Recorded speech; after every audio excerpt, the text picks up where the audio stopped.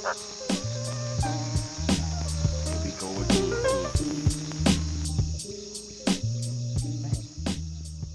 All right, everybody, welcome into the Fifth Dimension Podcast. On the show today, we have friend of the podcast, the one and only Brendan Murphy. Brendan, thanks for coming back to the show. It's my pleasure, Evan. It's good to be here again. Yeah, it's definitely great to have you. And I feel like things have really escalated since the last time I had you on. I mean, feels like we're in a whole new world, the new normal. So I don't know, man. Looking like a brave new world, I think. Oh, I think so. A little bit of 1984 mixed in there as well. So, how have things been for you? What's sort of been your focus? You're out in Australia. Obviously, things maybe culturally a little different going on than here in the States. But, what is it you're seeing right now? How have you been putting this, where have you been putting your energy as of late? Well, I think it's fair to say I've been putting my energy in some of the most entertaining and essential places, if not the most enjoyable. So I'm still paying a lot of attention to the COVID story, which they keep in Australia. They've recently locked down a state, the state of South Australia. So and based on an alleged 20 cases, which we all know the cases are complete fiction, it doesn't mean anything. So they're just really desperate to keep it alive, to keep this fake pandemic alive, even though pretty much anyone with a brain at this point is going, well, doesn't seem to be anybody getting sick, so there's clearly no pandemic. So there's that going on. They're really trying to do as much testing as possible, as many tests as possible, so they can bump the numbers up and keep the numbers going. And then there's been the election circus, which has been really interesting. I have to admit that I did not anticipate such an absolute next level kind of circus this time around. I mean, you always know it's going to be like a spectacle, but this takes the cake, and we've never seen anything like this. Oh yeah, it's absolutely unbelievable. And being here in the United States, I'm going to assume you're referring to the U.S. elections. I don't know if Australia had any of their own, but it's such a global headline. And I'd actually love to hear your take on it coming from an outside perspective, because I feel like people in the U.S., they have their own emotional attachments to specific candidates. Everybody's so ideologically driven and divided, so it's very difficult to find someone with an unbiased opinion with no attachment, just being in the US. Like it's very difficult to find that. So what's sort of your take on it? What are you seeing, and like how does it sort of play into what's going on with COVID, with this pandemic, if you will? Yeah, well, what I see is I've never cared about who wins an American election or any election really, unless there's been someone who has shown signs of undermining the globalist power structure. Yeah. So, basically, long story short, until 2016, when Trump showed up and won when he was never supposed to win, right? The propaganda machine was in full flight. Hillary was the chosen one of the elite. She was going to represent the globalist agenda and push that forward. And somehow, Trump, the reality was Trump had more popular support. And so he won. And then it was like, okay, well, this guy's interesting. He's saying some interesting things. He's doing some interesting things. He's attacking the pedophile networks in a way that we've never seen any president do before. It's completely unprecedented. And so he got my attention just by being different like that. He's still quite similar in a lot of ways to, at least on the surface with the stuff that he says, like right now he's talking about rolling out the, Operation Warp Speed, which is getting the vaccine to everybody, but it won't be mandatory. So it seems to me like Trump is, he may actually just be really good at sort of playing the game and walking the line, and not, like he's got to kind of, in that situation, if you think about it, if you were in that situation, you'd have to at least pretend to be supportive of vaccines because they're the sacred cow of mainstream medicine, even though everybody who knows anything about health knows that they're completely worthless, right? So, you know, even if he doesn't believe it, I mean, he tweeted before he was president, he tweeted about the autism connection quite openly. So he wasn't, back then, he wasn't shy about, you know, saying controversial things about it. So anyway, long story short, he got my attention and interest. And I think he now is sort of orchestrating this kind of sting operation, if you want to call it that. And we're seeing the election fraud of a lifetime with the voting machines and dodgy ballot counting practices. And I mean, it's just, it never ends. You know, we've got thousands of dead people voting for Joe Biden. I mean, it's just, you know, who knew he had such pull with the dead? But right. it's like it's an incredible circus. So Trump is he's been a thorn in the side of the system. I don't think he is. If you look at the way the system reacts to him, and you know, the mainstream media structure, which has always been controlled by, you know, the elite.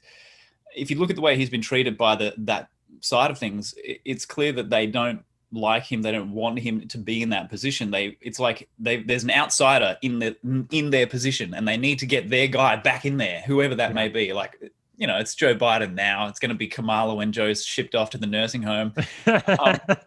So it's just, it's so interesting to see this guy doesn't fit. He doesn't fit. He's a pattern interrupt. And they're clearly very frenetically and frantically trying to remove him, because it seems to me like he's not, you know, if you look at everybody else is fully on board with the Great Reset program, you know, the global digital new world order. Everybody else is going to push this thing, you know, unless you get Ron Paul in there somehow, which would be friggin' amazing. Right. You know, you look at pretty much any other candidate, like especially the Democrats, they're all on board with this global fascist agenda. And the shame of it is that their supporters have been completely duped by years of misinformation and disinformation into believing that they represent them and their interests, which they don't at all. And that's just beyond any debate if you actually know anything about these people. But the Republicans, you could say the same for the Republican Party up until the pattern interrupt of 2016. So to me, there was never any real meaningful difference between the two, because it was like, well, the elite just pick whoever serves them best, or whichever faction of the elite, you know, happens to gain the upper hand, they pick their guy and they put them in power. And then the media machine goes into, vote for Hillary kind of mode, or vote for Bush. And it's like, but it's already a done deal. You know, it's basically a fait accompli, because most of the American public until 2016 were very easily kind of manipulated through that two-party system. It was like, it's either my guys on the, you know, my Republican guy or your Democrat guy, and it's either one of those two options. And there was never any other awareness of, oh, hey, we're being screwed here because it's two wings on the same bird, and like the same control system runs these people. So it all got very interesting in 2016 for me.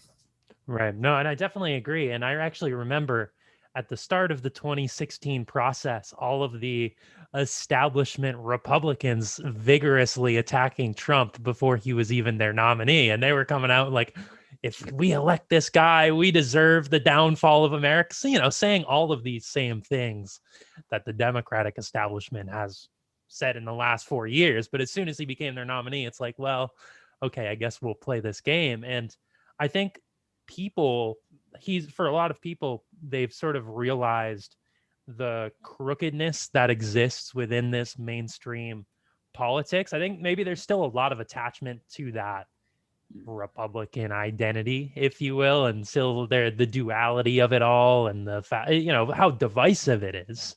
I don't necessarily see many solutions right now for the divisiveness and ideological separation that's been created from him. But at the same time, I look at how the media has attacked Trump, and I wonder, you know, I feel like it's almost just began in a lot of ways in terms of what's to come next. Like, because, you know, the inauguration is in January. Trump says he's not leaving. Biden is ready to go on in.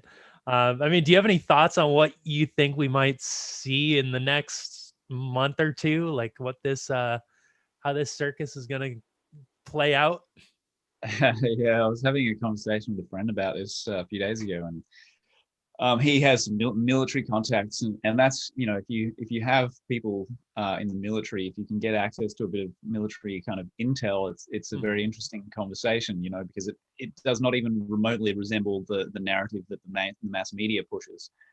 So, you know, he was saying, well, this guy, his informants are telling him, well, don't be surprised if, you know, January comes or February comes even, and America doesn't actually have a president because of this situation, this impasse. But, you know, I'm looking at this game. It's clear that they want to take all this to court and have it decided in court. There's going to be there's already massive amounts of litigation that have been launched based on the ballot fraud, the voting fraud stuff orchestrated by the Democrats. So it's really interesting to consider the possibilities there. And I can't see how, you know, it's sort of like the mass media has gone into hyperdrive propaganda, false reality mode. And unfortunately, a lot of well-meaning but naive people are believing the narrative that Biden has actually won, which is not true. I mean, if you look at the massive amount of fraud, the guy got smashed. He got absolutely smashed by Trump. And there's no question, right? I couldn't care less if it was a Democrat who won or a Republican. It's just, for me, my interest is which person is finally going to show up and undermine this push into this total digital global prison without bars. I mean, who's going to at least slow it down a little bit? And the answer to that is based on who's actually there. It's the only chance is Trump right now, slowing it down a little bit. I mean, he still says a lot of stuff that on the surface make me cringe, and it's like, man, I can't believe he's saying this, but it's still like, well, the lesser of two evils. But then again, it's like, well, there's this whole machinery around Trump, this like intelligence apparatus around Trump that is doing something. They're doing a lot of stuff that is not broadcast publicly, and they're not going to discuss it publicly because there's a lot of strategy involved with what they're doing. So I think that it's for anyone on the outside, which we pretty much all of us are, we have to just sit back and go, well, take a breath and just go, okay, well, let's see how this pans out here. Like, let's just stay informed and try to get as much good information and think about it critically as we can. But we're not going to have a quick resolution of this manufactured conflict anytime soon. And the part of the reason for that is that they wanted to, and this connects into the coronavirus pandemic as well, is that at least in America, the elite wanted to crash the American economy and pin it on Trump. They wanted to be able to go, look what this guy's done to the country. And of course, you know, there's the pandemic. Pandemic arrives right on cue and destroys the economies of countries around the world. And everyone's like, oh, well, it's in America, they're like, oh, Trump, it's your fault. In other countries, I don't see that happening so much. It's not like, we're not like blaming the other prime ministers and the presidents, but right. In America, that propaganda machinery is very much, oh, this is Trump's fault, even though he had nothing to do with he didn't even want the lockdowns and all this sort of stuff, at least not to drag out the way that they did. So, yeah, it's going to be an interesting next couple of months, to say the least.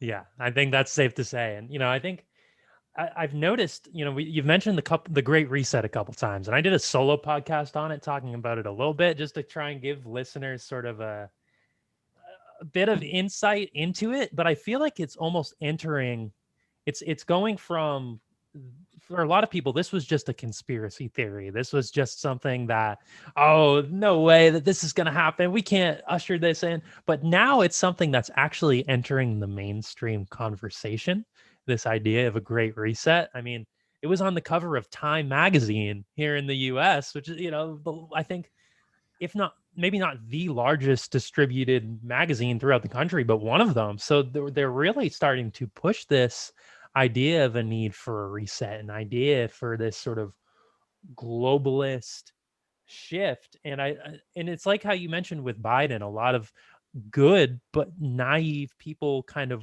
would buy into it because they push all these ideas of, oh, we need to heal and we need to reset and realign our priorities. But then you look at sort of what's underneath the surface of that, and it's some serious dark authoritarian principles. I mean, I don't know if you wanted to build on that. I feel like you have more of a in-depth understanding of it than I do, because I feel like you dive into it a little bit more. I mean, did you want to build on that and like sort of what this Great Reset is actually, you know, what they're presenting it as and what it actually entails? Yeah, I think it's worth touching on a little bit, because obviously, you know, whenever these people And you're talking about the ruling elite, and whenever they want to do something on a global scale, firstly, it's never in the best interests of the people. Yeah. But the rhetoric on the surface is always designed to make us feel good about whatever the change is going to be, right?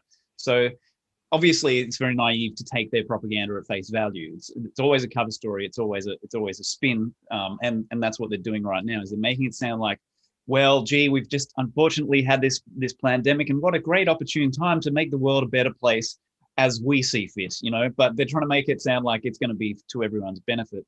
What they're doing is they're building this digital prison. It's going to be kind of like Stalinist Russia, except on massive amounts of steroids. And there's not going to be kind of like, I mean, if Stalin had access to the technology that we have here now, I mean, this is his wet dream. Like, this is his wet dream on steroids. This is going to be something I mean, if we thought Russia was bad under Stalin, I mean, this is going to be horrendous if we allow them to do it to the extent that they want to do. Like, if we allow them to fully implement this thing, we're all going to be in deep poo-poo, because there won't be, at the end game, there won't be a point where you can opt out. There won't be a point where you can do anything unless you have jumped through all their hoops. Like, we're going to be surveilled in every facet of our lives. Every facet of our lives will be monitored. It will be electronically monitored. Our data will be harvested in every possible way. They'll know when you take a dump in the morning. They'll know how much it weighs. I mean, they'll know what you ate for dinner. This is, and I'm not even exaggerating either. Like, this is the level of megalomaniacal kind of control and manipulation and surveillance that these people actually are trying to implement. And they're trying to turn a civilization into a two-class structure, or two-tiered structure. So it's going to be the aristocracy at the top, and that's going to be obviously very few people. Anyone with a bank account of maybe 8 figures or more, and then the rest of us who will be. And you can see what they've done with the pandemic is they've destroyed economies, and they've taken millions of people out of work. So essentially now we have a global kind of, like, for most countries anyway, a welfare state. And people are dependent on this welfare. So that's where we get this artificial sense of, everything's still kind of all right. It's not. It's because everybody's getting government handouts because they have to, because they don't have a job to go to anymore. So they're going to be the peasantry, which is going to be the masses, of like the 99% of people, and then the 1% aristocracy. And we're going to be hooked up to this digital surveillance system. So we're going to be, ideally, to their way of thinking, right? If you read their documents and you get into their psychology, you're going into the psychology of some pretty sick, demented people. I mean, these people are not healthy, right? So these are people who would rule the world and have that level of control. So you know automatically that someone who wants that level of control and manipulation over billions of people is not quite right in the head. Right. So that's where they're taking this, and they're monetizing poverty. So people are like, oh, well, what are the corporations going to do when we're all out of work and don't have any money to spend? And it's like, well, what they're doing is they're turning us into the products. We are the products now. So our behaviors are going to be things that they monetize. The way that we live, the choices we make, what kind of, like, kids will be hooked up to digital virtual reality education systems in their scenario. And it's already trying to drip feed this out, right? So that everything we do has like a dollar or cents value or cryptocurrency value assigned to it, So we're always feeding data into the system. And then they're creating this stuff like human futures markets, which is basically where they place bets on what you're going to do next. So they're going to have that level of digital surveillance of you, and they're going to know so much about you and be able to control and manipulate our environment to such an extent that they'll be able to actually encourage us to make certain choices and to adopt certain behaviors. And that is all going to be monetized, because it's all going to be rigged up, connected into the 5G or the 6G or whatever it is system in the cloud. And they're just going to be, so we're the products now. We're getting into the global socialist state where they're getting rid of everybody's property, and that's a stated goal for these people. They've made that as publicly known. You can say goodbye to your private property. We're not going to have any kind of, like, anything vaguely resembling a healthy or fair economy anymore. It's going to be a global kind of communist camp where we are basically under the thumb of these people who will decide how we will live. That's how they see this rolling out. And they're talking about, and this is not new either, they've had this for a while, they've had zones of the planet which are designated human free zones. And then they've got these other zones where we'll be. And recently, I was just looking at something yesterday. Actually, I should have looked in a bit more detail, but they're bringing this up again, and these zones of very small areas where humans will be permitted to actually enter into or live in. And basically, these are going to be kind of like the smart cities or concentration camps for the people who don't want to be, forced vaccinated and forced microchipped and all this sort of stuff. So it's pretty disturbing stuff. Like, they've had this stuff mapped out for years and years and years, and what they've done is they've engineered a fake pandemic to try to trigger the shift into this sort of brave new world. So that's kind of an overview. Right. And I think that's a great overview. I mean, before we hopped on this podcast, I stumbled upon, it was the CDC's official website here in the United States, on their guidelines for isolation facilities for the community, for people who need to be quarantined in a communal setting, or if they're a danger to the immediate people around them. And there was this, I don't know if you heard, there was this Canadian whistleblower who was on this like strategic committee who kind of came out and outlined sort of, he was in a meeting with Trudeau, and they outlined what it was going to look like, this rolling out. And it was, a lot of the things you just talked about, where there is going to be that sort of the forced vaccination. There's going to be this global debt forgiveness, if you will, where you forfeit all of the private property. And anybody who's not going to sort of go along with this agenda will just be kind of stored away into the isolation facility because there'll be a public health threat. They're going to have a third wave of this COVID pandemic, and it's going to be like a new strain of COVID.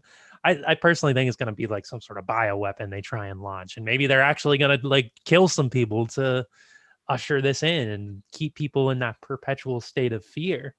And, you mentioned the psychology of these people, which I think is so important, because I think that's the aspect that people sort of fail to look at when they're looking at who is it that's in charge of this pandemic? Who's in charge of the response? Who's feeding us the solutions? What is sort of the mindset and motivations of these people? And I think when you start asking those questions, that's where you actually can begin to open yourself up to sort of the truth that's out there, to the ideas that, because all of these ideas are, they're out there, like they're not hiding their agenda, and they put rainbows and butterflies around it, but it's only rainbows and butterflies if you don't question it. So would you say like that psychology is like in understanding where these people are coming from? Is that what sort of opened people up to the truth? Because I wonder how to like get this through to people. It can be such a hassle. You post something about it, and you get gaslighted, and people say, "Oh man, you don't care about my grandma," something along those lines. So, what are your thoughts on that? Yeah, it's sort of like the age-old question. How do we get through to people? I mean, It's just like I think it's really important that people do grasp the psychology. I mean, it's sort of like, think of it this way, and I'm not saying this for you because I know you get it, but for anyone who's listening who's kind of like on the fence or whatever, you wouldn't, if you understood that, say you were looking to buy a used car, or let's just say that, maybe it's not a great example, but whatever, or a house. And you happen to know for a fact that the vendor or the person selling you the house or the car is actually a pathological liar and a pathological fraudster. Maybe this person well enough to know that their highest value in life, this is how they get their jollies, is by exploiting and manipulating people or controlling people, or maybe just hurting people. Like, if you knew that about them, would you enter into a contract with them? Would you buy their products? Would you, interact with these people? It's a bit of a red flag. It's a little bit of a clue. And obviously, when you look at it like that, most people go, well, no, of course, if I knew that person was just a psychopath, I wouldn't listen to them. I wouldn't do what they said. I wouldn't work with them. I wouldn't buy something from them, because you can't trust them. And that's what we're dealing with. We're dealing with a collection of people who have so much power and so much money and influence that they basically have the mentality that they can get away with anything. So what difference does it make if they lie to us, or if they're, it's kind of like that kind of, there's that arrogance to these people, and also that very megalomaniacal kind of we're going to rule the world kind of mentality. So yeah, I mean they're not healthy. I mean this stuff, this power network is inhabited by a lot of different kinds of people in terms of the rich and the powerful, but a lot of them are really, really despicable humans. I mean, you're talking about connections into the child trafficking. You're talking about people who sacrifice children. You're talking about Satanists. And I'm not talking about like the Anton LaVey kind of Satanism. I'm talking about actual hardcore sacrifice your children Satanists. You know, they're not healthy. They're not well people. But on the surface, you get these relatively articulate, very civilized looking humans, like Klaus Schwab, for example, who is the current kind of mouthpiece for this agenda, right? And he's telling us all that we need to do as we're told by the globalists, the UN, and the World Economic Forum, and the WHO. And they sound reasonable, and they're well spoken, and they're well presented. So, it's like any good sociopath would at least dress themselves or disguise themselves properly. They're not going to come out and go, "Hey, I'm a psycho. I want to kill you all." Right. They're not like the Joker in Batman where they wear it, as loud and proud. It's like, no, they want us to adopt a long range behavioral adaptation process, and they want it to look like it's for our benefit. So they're not going to come out and say, "We are trying to destroy you," because it just obviously undermines their whole shtick. So understanding psychology here of these people, the average person, and I've seen this is a discussion that has been going for decades, because the conspiracy community, the conspiracy factualists have been trying to figure out, how do we get through to people? And it's like, you got to understand the moral compass of the people that we're talking about.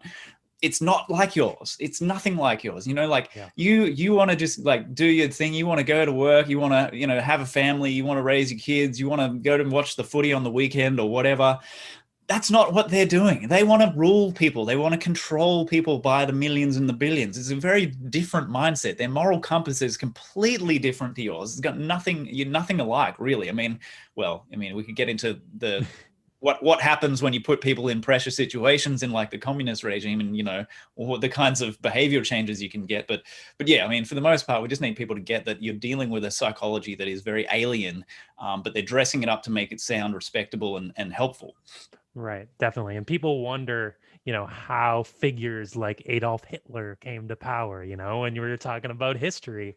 And it's actually pretty clear. I had the thought a couple weeks ago that everybody always throws around that saying that those who don't know history are, I think it's deemed to repeat it. And I think the correct phrase is those who don't understand the psychology of history are the ones who are doomed to repeat it, because you get these figures like Klaus Schwab. I'm glad you mentioned him. I've been doing some of my own digging on him, and it's interesting because his whole family history is purged. There's really not a lot of information that's available about him prior to the World Economic Forum, but he was born during the Nazi Germany era in Germany. His dad is suspected. There's some speculation that's this guy named Gunther Schwab, who founded the environmental movement, the modern environmental movement, and wrote all these different ideologies and books about eugenics. So we're kind of dealing with almost what is a eugenics movement, a depopulation movement. I mean, they throw around the idea that the earth is too populated all the time. And a lot of people I know, like well-intentioned people, have actually said, yeah, we are too populated as an earth. These pandemics are a new normal. We need to be prepared for these like at all times. And it's like, and it's very difficult to counter that in a sense of like, they have been fed these facts, if you will, that have supported by the scientific institutions that are bought and paid for by these same people. So anything outside of it is very woohoo. It's very, science is almost a new religion, if you will. It's very, very similar in terms of the cult mentality. But I don't know if you wanted to build on that, off that at all, like how we can find, or people sort of trusting outside of this, like detaching from the cult mentality, trusting sort of alternative sources. I don't know. I mean, would you say that has to sort of come with trusting within and trusting yourself? Because I think a lot of the people who are buying into this, I've noticed prior to this, were the very anxious, frantic, types of people. And it's almost as if, this loss of freedom It's like they weren't really living freely anyways, because they were enslaved to sort of their own minds and worries and neuroses of our social conditioning. So I don't know if that's like a weirdly phrased question, but I don't know if you want to build on that. Yeah, that was not a succinct question, but it is. You're right. I think you're absolutely on the money, because the average person out there who has bought the pandemic lie is somebody who is completely externally referenced all the time. So they get their sense of reality from external points of view. It's, these different node points of, the mass media. Then I watch the 6 o'clock news, I read the paper, and they have this constant barrage of information coming in at them. And they're so accustomed to it and have been for so long, they think that they're being informed, but they don't realize they're actually being conditioned. And there's a big difference between the two. They're being conditioned into accepting a world view, like this whole idea that we're overpopulated, we need to cull the population. I mean, this is not actually the case, but this is what these people, the elite, very clearly want us to believe and adopted this belief is, oh, we need to cull the humans because that's their agenda. That's what they've been working on for decades. So, and that's a matter of public record either. That's not conjecture in the slightest. I mean, it's literally carved in stone in the Georgia Guidestones. Their goal for the ideal population, or at least whoever erected those monuments overnight under cover of darkness, whose name we don't really know. They use the pseudonym R.C. Christian. 500 million was their ideal goal. So that at this point would require exterminating over 7 billion people. Right. And this is the mentality of these people. They're okay with that. They're okay with that. And the average person isn't. But to come back to what you were saying, is we need to figure a way. Like the average person, I think part of the developmental journey, or the journey of, what Jung would call individuation is that transition from being externally referenced, like when you're a baby, when you're a toddler, you are externally referenced, and your parents create your reality for you, and you do what they tell you because you're a child, you don't have a clue how the world works and that kind of thing. But at some point, you're supposed to develop into an adult, which means not functioning like that anymore. But unfortunately, we have a system designed to keep people functioning like that in perpetuity. So we have millions of people who are psychologically children, but in adult bodies. And that's how they have continued to operate, is that, oh, well, government told me this, so it must be true. The TV said this, so it must be true. Whereas what an adult would do, who is taking responsibility, is to go, well, they're saying this, let's look into that and see what we can find. Like, let's dig into this and critically assess the evidence, rather than just allowing opinions and sound bites and catchphrases to just be, to just wash over us and be absorbed in, by osmosis. And that's what I observe in so many these great people who mean well, but it particularly applies to people in the left right now, because the left has been the chosen kind of like vehicle for the sort of Marxist degradation and destruction of Western culture and civilization. So even more than the right, and like the right has its own issues and dogmas and perceptual limitations, right? Which is why I obviously can't identify with either a wing of the bird. But the left, even more so, they're very hoodwinked, because they get this progressive rhetoric. Oh, we're moving forward, we're making progress, and it's all the surface level stuff that appeals to the sort of feel good emotions, and we're becoming enlightened, and we're woke, and we're overcoming our prejudices together, and all this sort of stuff. We're in it together. And it's like, man, if you actually dig into the evidence of what these people are actually doing in contrast to what they're saying, they're worlds apart. These people are complete hypocrites. They're complete liars, and they're engineering you into a false reality. But again, it doesn't work with someone who's actually functioning from that internal locus of reality, that if you are your own arbiter of reality and you're interested in seeking the truth, then you can create a pretty good model of what's going on out in the world, as opposed to just being completely naive and accepting the crap coming in at you uncritically. So critical thinking is key. Right. And unfortunately, it's not something that is taught in schools anymore. It's not something that there is people, like teachers think they teach critical thinking, but they don't, a lot of them don't critical think themselves. So it's almost like a skill that needs to be harnessed and like learned to question everything. And it sounds so simple, but we have all of these different attachments and all of these different just belief systems about how we think the world is supposed to operate, that we only question based off of our belief system. And, I can see where I was 5 years ago, how I very much was in that, there was a part of me that always sort of was, I would say, suspicious, conspiratorial, but there was so much conditioning that I'm like, that can't be real. No way. I remember reading about the New World Order when I was like 16 or 17, and I'm like, no way, that can't be real. But part of me was like, I don't know, maybe I should look more into that. But it's like the rabbit holes are tempting for people to jump into, because they were tempting for me. But it's like you go back to that conditioning, that like almost comforting,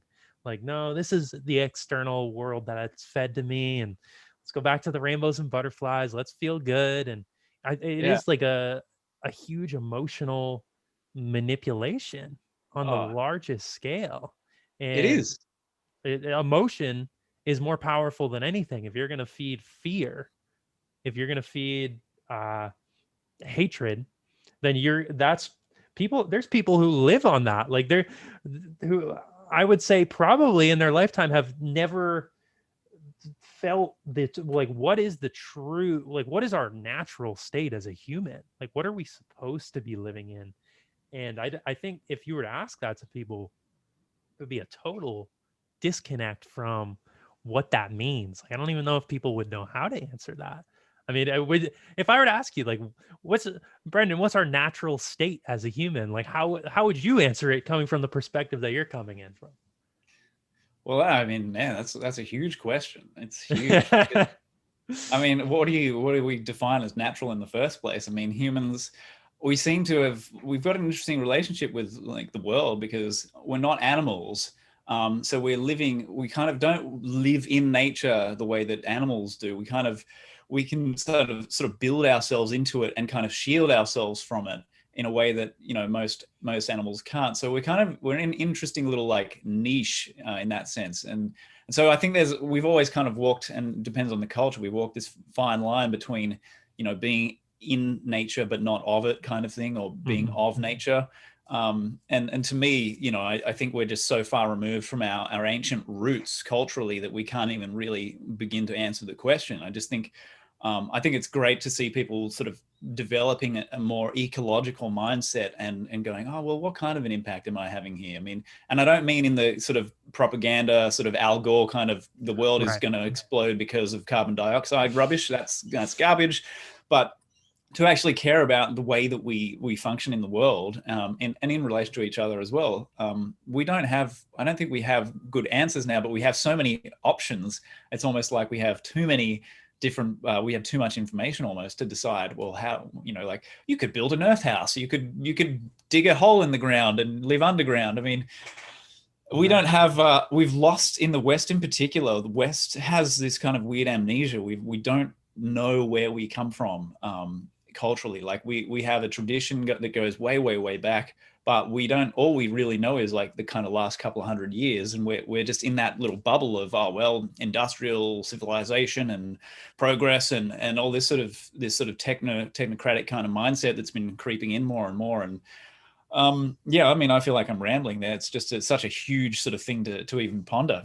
Right. No, and I definitely agree with you. It is almost sort of a impossible question. And I feel like maybe it's going to be unique to every single person. And I think maybe our natural state is just sort of freedom. It's exploration. It's having control over your own consciousness and reality is sort of what I feel we're meant to be living as. Like, I feel like everybody is supposed to be self-actualized, living to their full potential, contributing to the world in their own unique way.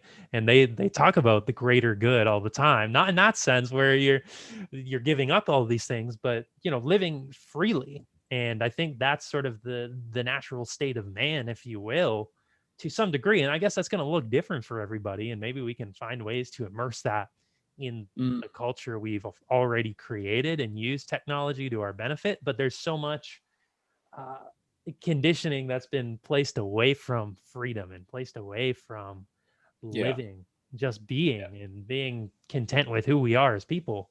And I feel like we talk about the Great Reset, we talk about all of this whole agenda, right? And I very much try and remind myself that time itself is a construct, in the fact that if I say that we are running out of time, that is a limiting belief, and I'm sort of putting myself in a bubble that I feel like I have not enough time. But at the same time, I sort of feel like time is of the essence right now. I mean, so I mean, what are your thoughts on the timing moving forward, and like what sort of steps need to happen like now in order to at least push back, delay this agenda, and sort of find, I guess you could say, individual and collective freedom? Yeah, I mean that's sort of like the $1 million question. I was listening to Shoshana Zuboff, who wrote The Age of Surveillance Capitalism, and she's sort of like the leading voice against this this surveillance capitalist kind of global kleptocracy these people are installing, these thieves and psychopaths. And it was interesting for me to hear her perspective as someone who has spent so much time researching that side of things. And she was saying, well, these people in this world, like the Silicon Valley types and what have you, they've really only been around for about 20 years. So even though that seems like they've got a big head start on us and a big jump on us, 20 years actually isn't that long in terms of how these kinds of changes work and gradually take place. So she was quite optimistic about our chances of being able to kind of roll back the imposition of this surveillance technology in our lives. I was really glad to hear that she was optimistic, because I haven't been overly optimistic, looking at the state of the human psyche, even though we are, indisputably in the process of a huge mass awakening like we've never seen before. But so we really have to sort of, we've just got to keep, it's a numbers game at the end of the day. I just keep coming back to this. We will hit a point eventually, or we can hit a point eventually, where there are so many of us who are just saying no and not complying with this stuff that they will not be able to move it forward.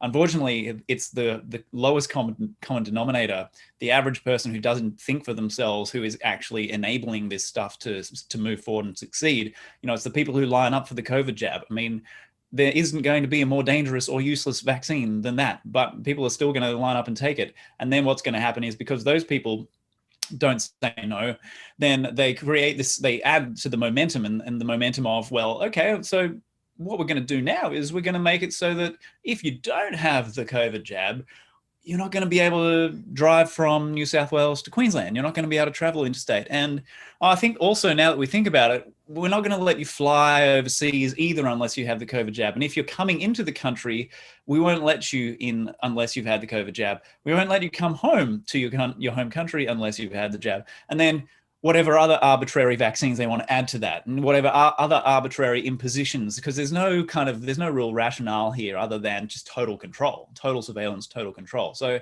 we have to get the education to people. We have to get them to increasingly just start understanding, hey, something's really, really wrong here. And if you can't see that mandatory medicine and all these mandatory things that they're trying to bring in, if you can't recognize that that is actually the destruction of freedom and the destruction of whatever, shreds of so-called democracy we've got left, then I don't know, I probably can't help you if you can't see that that is actually a direct attack on freedom. And that's where we're coming from. It's sort of like you were saying about the freedom being the human's natural state. I on a personal level, I agree, at least for me, how I would live. Like, the idea of government being needed to tell me, hey, don't do this, don't do that, is to me just ludicrous. Like, I'm an anarchist at heart, but I'm someone who I can say that I'm a responsible adult, whereas I actually don't trust a lot of other so-called adults to be able to function that way.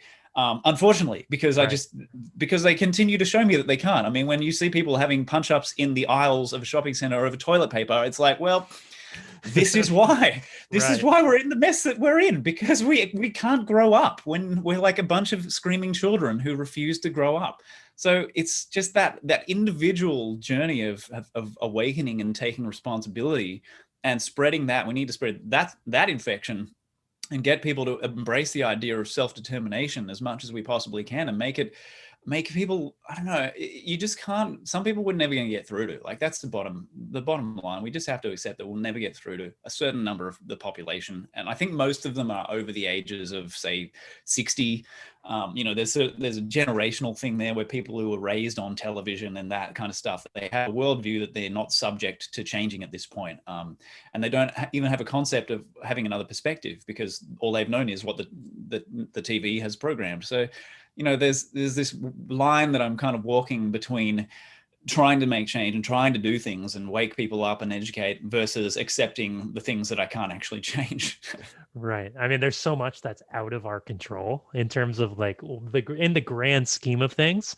And like, I think we can certainly make an impact and we can help awaken others. But then it's like the idea that you can walk a horse over to the water, but you can't actually make it drink the water. It will go thirsty if it wants to, you know? And it's like, well, I brought you here, but it is what it is. So, and it is kind of, I try and keep an optimistic viewpoint. You know, there's a lot of people that I've talked to, a couple on the show, and a lot of the times they end with, they say that, you know, we are going, I try not to view it as a war, but it almost feels like a war on my psyche, Like so I would say it is almost sort of a war on people's psychology, but they always do say, you know, we will win this. If humanity wasn't ready for it, it wouldn't happen. You know, I feel like we are constantly growing and evolving as a species anyways. Like that just seems to be the natural order of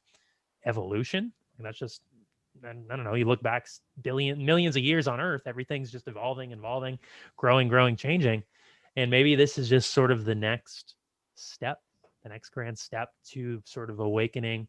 Like you talked about, there is a higher frequency I think people are tuning into and waking up to. And maybe this is sort of the cataclysmic event, and we're approaching the edge of the cliff, but we don't need to dive off the cliff. We just sort of see the horizon below. But I try and live in a place of optimism, but it's definitely about letting go of that control and the attachment to the outcome. You know, I think a lot of people, why they've got them by the balls is because they fear death, and they fear themselves. So I think about detaching from that fear, if you will, more than anything else. But yeah, and it's a huge step for a lot of people to take is the fear of I think you touched on it earlier. A lot of people just don't actually trust themselves. They don't believe in themselves, which is why they constantly need to appeal to an authority to tell them what to think and what to believe. And that's someone who, you know, you can't just present them information and be like, this is what's actually happening, and expect them to believe it, because, you know, you're not the authority that they've imprinted on, so they're not going to listen to you.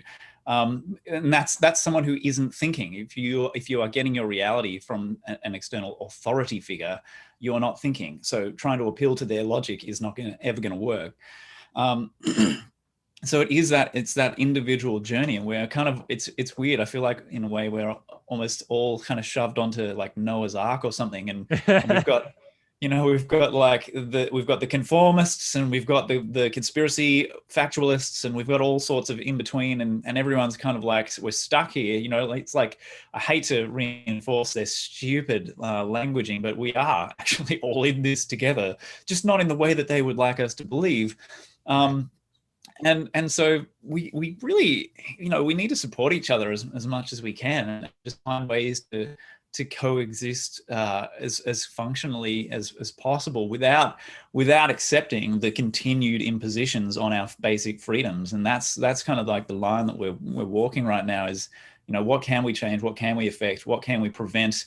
And what can we create? And I think, you know, if people could continue to get more organized, which is what I'm seeing a lot of levels of activism and organization that just were not there in the last, you know, like ever. Like it's gone to a whole other like octave of organization and forethought and kind of strategy and planning, which is what we've been needing for decades to counteract what these sociopaths are doing, because they're very strategic and they're very planned and they're thinking decades ahead. And we're only just now sort of catching on to that, you know, having that long range view of things and looking past what's happening now to the next step. That's so fundamental, to be able to see what these people see and step into their mindset and understand it, because it's never about what's happening now. It was never about COVID-19. That was their pretext, and it could have been like, it's like 9/11. 9/11 was the pretext to go and invade a bunch of countries in the Middle East and take over their oil and expand the American empire and all this sort of stuff, right? So it's never about what you're seeing, what you're having your attention distracted by in the moment. And that's kind of the thing that we've got to get a handle on that. Again, I'm going off on a tangent. No, I love it. I love it because I think you're 100% right. Like, it's always about thinking not just one step ahead, but 2, 3 steps ahead. Like, what is sort of the, stepping into the shoes of these people. And, it can be a little difficult because I think most people are not sociopaths, but, trying to understand, all right, what is their end game motivation? Where are they leading us? Where does this, based on the steps that we have already taken, what is the most likely event that's going to happen 2 or 3 steps from now? What is sort of the end goal here? And it's I think why people don't necessarily always buy into the conspiracy theorists. I'm at the point where I think the conspiracy theorists are basically the only one, like the rational thinkers. Like I don't like using the word conspiracy theorist because I realize that by their definition I am one. But it feels like, to me, I had a great point. I don't remember exactly where I was going with that. So in terms of thinking 2 or 3 steps ahead, I feel like we need to just try and understand what is it, like what is it that they're planning? What is it that, they want to do to us? And then try and just, you talk about detaching from the present moment and like understanding that it's not about the present moment, but then just using this present moment to work towards preventing their sort of end goals, work towards, creating the future that we want to see, like here and now. Like, what can I do now? And, using those sort of baby steps that we're creating and this journey, just allowing that to lead us to where we need to be, if you will. And just stepping into like trust, stepping into love, stepping into who we are. And I don't know, trying to outsmart these. There's a certain level of admiration I have for these, like the level of genius that they have been able to pull off to this point is almost like I gotta give it to them. Like, it's pretty impressive to see a psychological manipulation take place in front of my own eyes. Like, I would have never guessed, like I would have never like thought I'd see this, but it's unbelievable in that sense. But anyways, yeah, just learning to trust ourselves and that we can beat it. Like, it's not, I don't know, because at the end of the day, we have to. We have to. We do. We have to, man. We don't have a choice. If we want to understand, if we ever want to see what freedom actually looks like, we have to. We cannot continue to comply. If we want our children to see what freedom actually looks and feels like, we can't continue to comply with these people. And we shouldn't be afraid either, like you were saying, like we shouldn't be afraid of not complying. If people are listening to this conversation and going, oh, but what's going to happen if I say no, or if I don't do this and that? And it's like, well, it's probably like your inner child kind of conditioned by your childhood experiences of disobeying your parents and getting a smack on the bum or something. It's like, well, we're not children anymore. We get to choose. And as adults, we should be able to come together and collaborate and work together and agree on the basis of rational discourse and discussion and investigation. Oh, hey, okay, so looks like this is what's happening. Let's take some concerted, organized action together against this and see what we can do. Like, almost anything is useful at this point. I mean, we've got lawsuits being launched left, right, and center against people like against premiers of states, like the Victorian premier and all this kind of stuff. Like, almost anything that slows them down and attacks and holds them accountable, like legally, lawfully, is a good thing. I mean, I'm not encouraging riots in the street and stuff, because that kind of thing doesn't really generally succeed. Right. But if we have massive numbers of people showing up non-violently, that's a very powerful thing. And statistically, usually more often than not, if you get the bulk of a population to show up and stand together and say, no, we're not doing this, it works. At the end of the day, it's a numbers game, like I said earlier, because we outnumber these clowns massively. And they've conditioned us into feeling small and powerless. But the reality is they are small and powerless. They're massively outnumbered. They've got these strategies, but it's all smoke and mirrors and deception and manipulation. I mean, if we come to this in truth and stand in truth, I mean, the truth just blows this whole agenda away. It just reveals what an absolute sham everything they do and say actually is. And we can take them down easily. I mean, there was a great example earlier in the year of Santa Cruz. In Santa Cruz, there was a beach that people were told you're not allowed to go to the beach anymore because of COVID. And eventually, what happened? It didn't take that long. People just started getting sick and tired of not being able to be out in nature, and they went, you know what? Screw this. I'm going to the beach. And so many people ended up just going to the beach and disobeying their ridiculous council ordinances that they in the end the cops actually were like, we actually don't have the manpower to stop you. So, right. It's like, all right, beach time. Yeah. I mean, this is it. Like, we all just need to go to the beach, figuratively speaking. It's sort of like just organize and stop complying. It's compliance that puts people into the gulags. It puts people into those Stalinist prison camps. It's compliance. It's good people going along with shitty, insane, toxic orders and directions and following the bullshit. That's where we end up living in, I mean, the nightmares of Stalinist Russia. And I come back to that as a good example because it's something that we still apparently haven't learned from, is what happens when large numbers of good people follow orders given by a psychopath. Right. And that's what we're seeing right now. We are watching these psychopaths give us orders and tell us what we're going to do and how we're going to do it and how we're going to rebuild the world in their image, the Great Reset, the Fourth Industrial Revolution. And none of it's designed to help or support us. It's actually institutionalizing mass poverty. It's monetizing mass poverty so they will profit off it. And we will never be able to extricate ourselves from it if we allow it, if we continue to permission this stuff. So, I feel like I could go on and on ranting, but I'd just be repeating myself. Well, I love it because, I mean, it's true. And those are fantastic analogies. I think it was Jordan Peterson. He took a little bit of flack for this comment, but I remember a while back, he said something along the lines that most people nowadays would have been Nazis. Like if they were in the situation in Nazi Germany and in that, culture and raised there, and everyone was like, "Oh no way, I wouldn't be a Nazi." I'm a good person, and it's about that.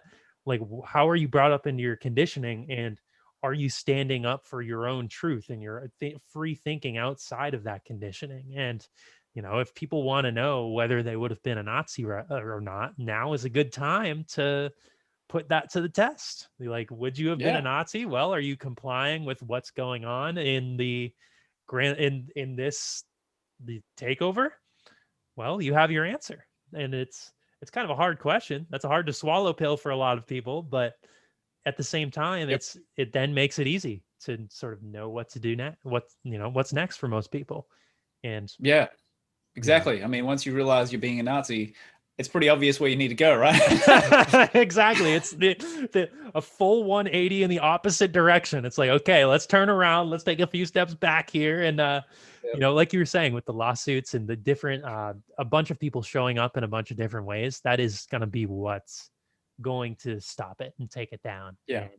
And, I always leave conversations like this feeling optimistic because I do believe in the power of humanity. I believe in the power of people doing what's right when they are faced with something that is so grotesque or faced with something that is horrific. And I think for a lot of people, maybe at some point with what's coming, because I don't think we're at the end of the psychological deception. I think there's going to be things they roll out that are even worse. I think maybe as it goes along, people are going to reach that breaking point where they no longer are going to serve with it. They're not going to be compliant anymore because they realize what it is that's taking place. And I hope that it's enough people, like it hits enough people early enough to where you and I are outspoken. I mean, we'll be the first thrown into the isolation facilities, but hopefully we don't have to get to that point where we see people having that internal awakening where it's like, this isn't right. I'm going to stand up against it. So yeah, totally. And it's happening. It is, you're right. It is happening. I've seen a lot of people wake up, and I've never seen so many comments on social media, and I've been on Facebook now for nearly 11 years, and I've never seen so many comments about, oh, my sister just woke up, my brother just got red pilled, all this stuff. I've never seen it in the volume that we're seeing it over the last few months. It's like there is a huge shift happening, no doubt about it. And a lot of people are having to learn a lot of pretty disturbing information very quickly and come to terms with it in a way that, we 10 years ago, we had a little bit more sort of time to ease into it, or 20 years ago, you could have, wasn't quite as urgent as it is now. But time really is of the essence now, that we actually get informed and start caring and stop being so trusting and so complacent with all the wrong people in all the wrong places. And I like that discussion about, most people would be Nazis, or probably a lot of people. And if that's a bitter pill to swallow, well, maybe we could say that you would be, if you don't want to use the Nazi analogy, go back to Russia. I mean, you would probably be, most people would be a prison guard. Most people would be an officer in the structure, in the oppressive regime, because they're afraid of being stomped on themselves. So they go into a position of like low level authority and control, as a way of kind of protecting themselves, or, power tripping over people. And then sooner or later, like Solzhenitsyn found out for himself, he was an officer under the Stalinist regime. And he found out that everybody in that regime was 100% expendable.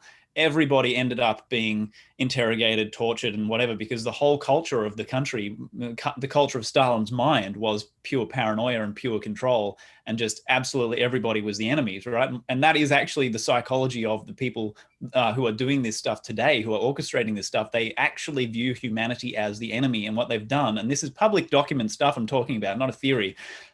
Places like the Club of Rome and all these other sort of like pseudo-environmental groups that crop up, which are created by the elite, who run the environmentalist movement, and they have actually publicly stated in their documents, what we need is to basically turn humanity over to the idea that humans are the enemy. So we make ourselves the enemy, and that's what you see now playing out with the COVID thing. Is humans, we are supposed to be paranoid and not touch each other. Don't look at someone, don't even get within 50 yards of someone, 1.5 meters apart, and all this garbage. It's feeding that neurosis and that paranoia about we are each other's worst enemy. And, you could make me sick at any moment, and all this sort of stuff. And, fortunately, that's not how health works. That's not how disease works at all. And this virus thing is just complete garbage. And it has been the whole time. The last 200 years that they've been pushing this virus rubbish on us, it's never been supported by evidence. And most people aren't aware of that. And that's a whole other rabbit hole that, is useful to go down, because then you undercut, if you understand that virus theory is basically garbage and you don't get sick with a virus.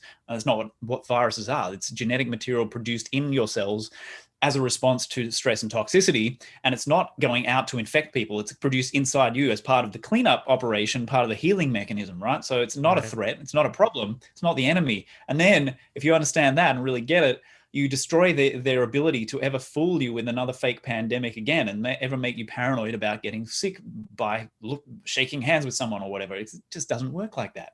Right, exactly. I mean, I think I was reading about the germ theory and the guy who came up with it. I'm pretty sure on his deathbed, I read this, that he said it was false. He couldn't prove it. He's like, this is not actually true. Like we've never been able to prove that germ theory, germs making you sick, is real. So, I think we've just completely taken the personal accountability out of health. We've taken the personal accountability out of society, if we're being fully honest. But there's that almost public shaming, if you will, where it's like, if you question COVID, oh, you hate my grandma, like you want them to die, like you don't care about other people, when in reality it's the exact opposite. Where the people who are questioning it are the ones who are fighting for your right to be healthy and live freely. And it just shows how psychologically manipulative this whole process has been. And I myself, for the longest time, I had the general narrative that's told about health. But once I started to understand my own health and my own, like, how do I take care of my body, and, reading up and listening to different doctors, and alternative medicine and holistic healing, and learning about energy, it's just like, oh, like, what is this entire paradigm of medicine that we have been focusing on? And it once you have that awakening, there's really no going back. I mean, I've heard I don't remember exactly who it was, but somebody saying how there's millions of instances of people who like work on vaccines, for example, who become anti-vaxxers, but you never have any anti-vaxxers who go back to saying they're pro-vaccine. So it's once you start looking at the hard evidence and just the understanding yourself in your relationship with health, it becomes pretty clear what this whole COVID thing is, and it's just control, it's just manipulation, and I don't know. And it's a powerful, it's a very empowering thing. Like ultimately, what we're having this discussion, I think hopefully there are some people who are kind of like on the fence or not really, they're trying to orient themselves and figure out what's what. And it's like, I would just say, from my experience and from what I've seen of other people, is that the process of awakening and becoming informed about this stuff is actually, even though it's horrible at times and scary at times, is actually a very empowering thing. And ultimately what you get at the end of it is you get to claim yourself back. You get to reclaim yourself and extricate yourself from the mind control circus run by the elite, where they just have you constantly, I'm supposed to be afraid of this now, and this disaster, and I'm afraid of this, and now I can't stand within 1.5 meters of someone, and now it's like,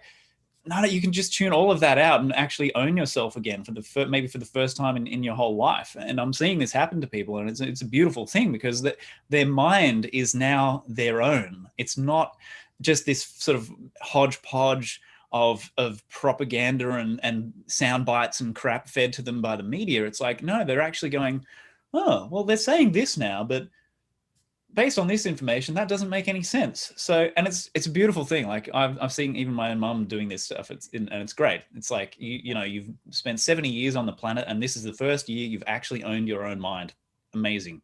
And it's a very empowering place to live from. So reclaim yourself. That's my message to people, is reclaim yourself. And to borrow one of Terence McKenna's terms, I mean, stop letting these psychopaths treat you like a half-baked moron, because that's what they're doing. They're programming you to operate in the most ridiculously low capacity humanly possible. They want you to be as dumb as dog shit, right? So stop complying with it and claim your mind back from them, and see what you can do with it and create with it. I mean, you can do so much when your mind is your own that you can't do when it's not, and create your life from that place, from the inside out, rather than having it programmed into you externally.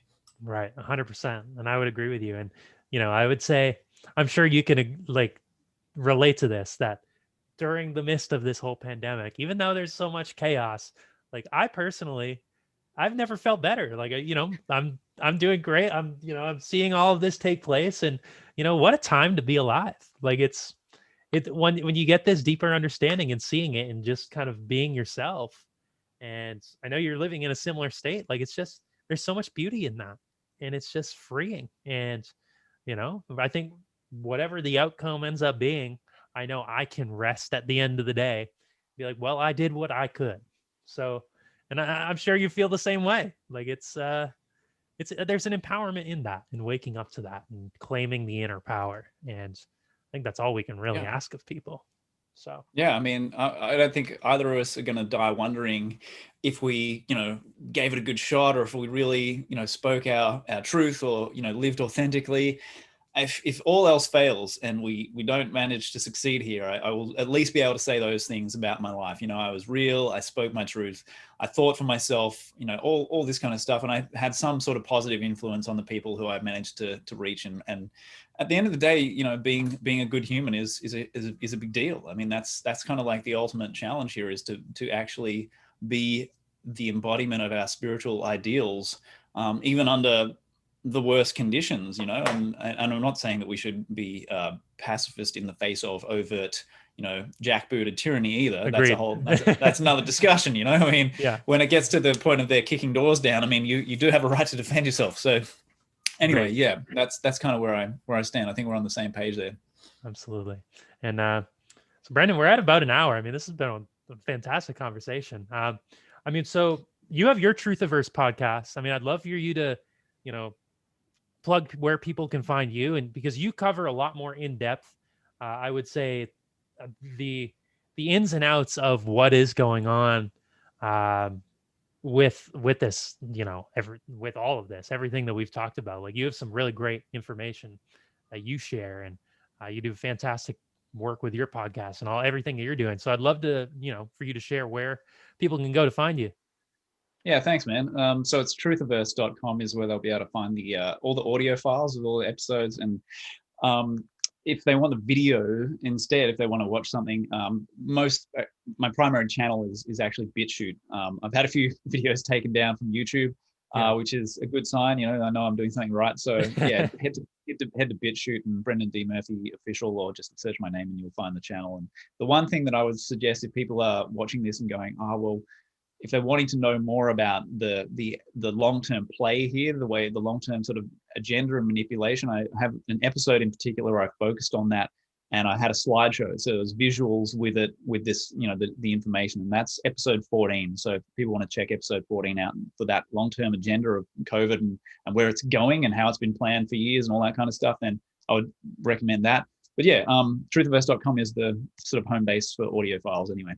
All right, sweet. Yeah, and I'll happily plug that in the episode description. People can scroll on down and find it. So awesome. Well, thanks again so much for coming on, man. This is a lot of fun. I feel like we'll have to have a wrap-up podcast when we get a little bit closer to the end game, and we can reevaluate everything that's happening. So yeah. Well, hopefully we won't be tuning in from each other's quarantine cells.